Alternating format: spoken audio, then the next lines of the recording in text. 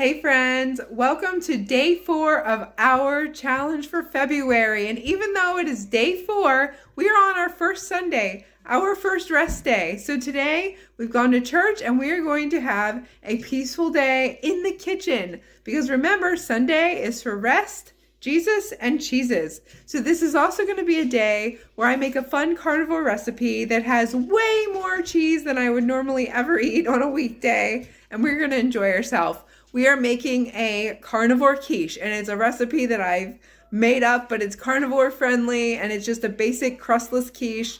And I hope that you join us, and maybe you can make this yourself. I'd love to see your variations of it. Now, for me, this is what I would call a splurge meal. When I eat, I try and eat as carb-free as possible. So today, there is an ingredient that has carbohydrates in it. Now, it doesn't mean that I completely stay zero carb all of my life, but I will tell you when I do eat carbohydrates, I make sure that for the entire day, I am in the single digits.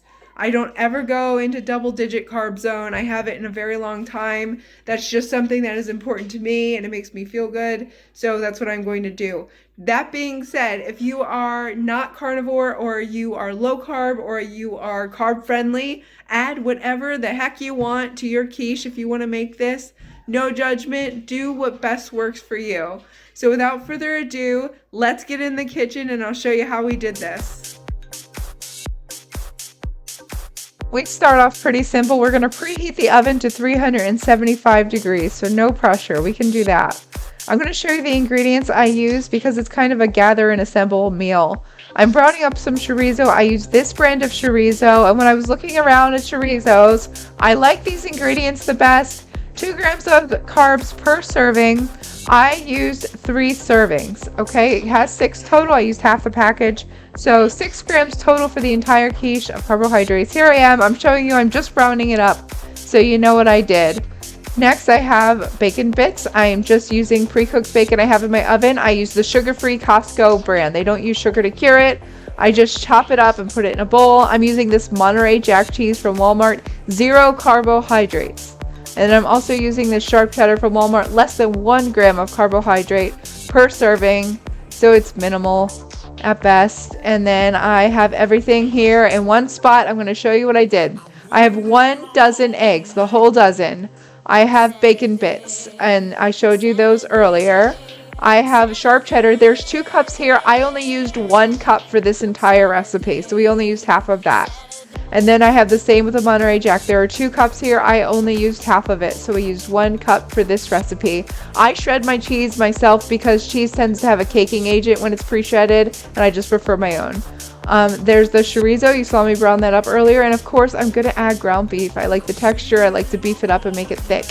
I'm using Redmond's real salt here and just plain old black pepper. That's all I did for seasonings. Feel free to add more if you'd like. Now I start by pre-whisking the eggs. I don't use any milk, cream, any other dairy. I feel like I don't need it. If you want to, absolutely you can add cream, half and half milk to make this a little thinner and I think fluffier when it comes out of the oven. By all means, go for it. Next, I just plop everything in. I'm going to start with the bacon bits there, throw them in.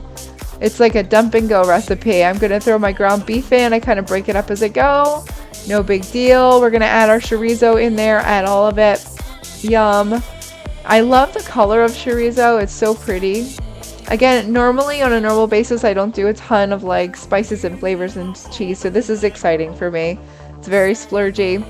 Now I'm going to use half of that cheese. I put it right in because I'm not using any milk or cream. It's going to make it like melty and gooey inside. And I'm using a little bit of that Monterey Jack, a little less than half in there.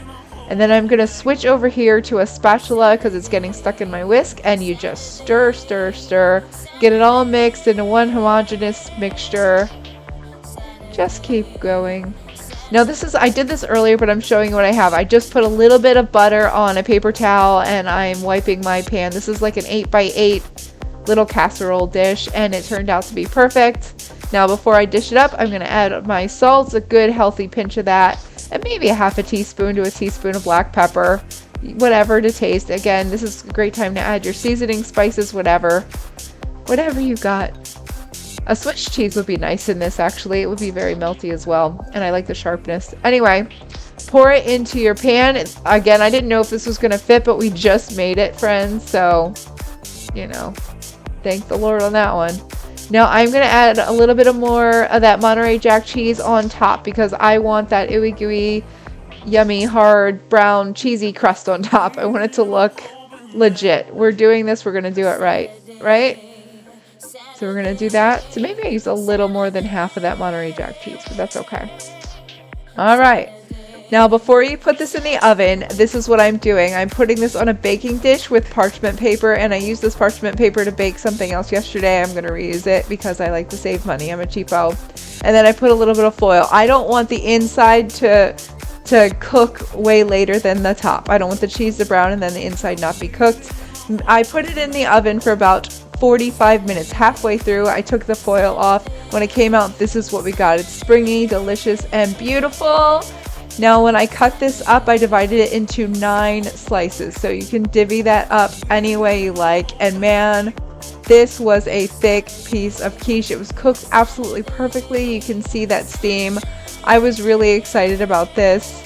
Very dense, very rich. And I just did a quick taste test after this. That's all that's left to do.